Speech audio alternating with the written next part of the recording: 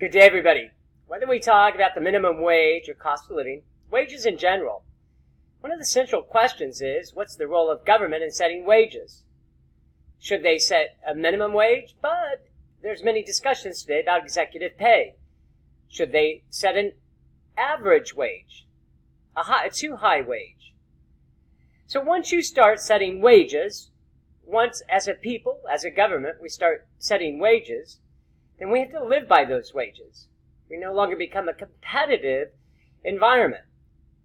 We get chosen to be paid according to what some arbitrary area, some arbitrary entity says that we should be paid. Should LeBron James be paid the same as any other NBA player? Aaron Rodgers be paid the same as a first-year rookie quarterback into the NFL? Most would say no. But how do you determine what is excessive and what isn't? How do you determine what someone should be paid as a minimum and what somebody should be paid as a maximum?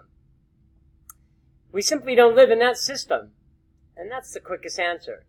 We live in a capitalistic system, which basically says you're paid whatever somebody else will pay you.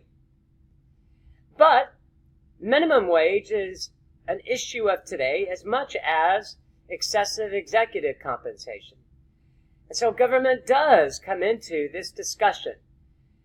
If we think that we don't set the wages for executive compensation, we certainly raise the taxes on those that make that kind of money. So there is an effort to at least bring down some of those wages. Same with minimum wage. We try to raise the minimum wage and say if you want to employ somebody in a state or a country, then you're going to have to pay them at a minimum this amount of money.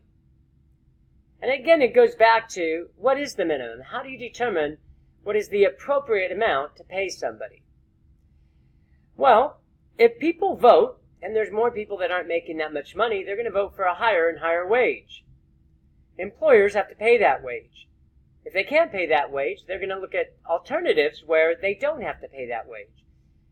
And that leads to outsourcing or offshoring, where you move jobs to lower wage countries, or the use of technology and computerization so that you don't have to hire as many people. We all now think that so many of our jobs are going away because of automatic checkouts. Well, that has been going around for several decades now. We have voicemail jail or phone trees, where if you call a business, it's hard to get, especially if they're a larger business, to talk to a live person. You have to hit 1 here and 2 there and 3 here, and eventually you may get to somebody. Before, that used to be an actual person that you heard, who then forwarded your call to where it needed to go. Those people have lost their jobs. Technology has done that. The high expense of an employee and the benefit of having technology and not having to hire, train, reward, punish that employee, in addition to providing any kind of health care and retirement, means that a droid or a computer is a much more beneficial and financially enticing avenue to pursue to reduce your costs. So we see that cost of living and also minimum wage is not the panacea we think it is.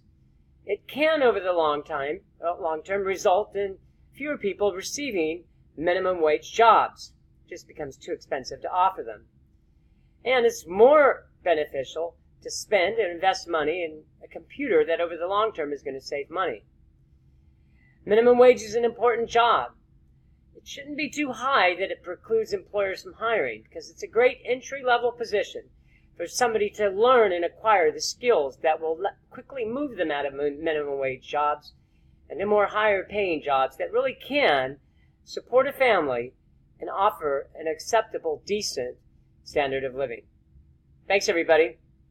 Enjoy the day.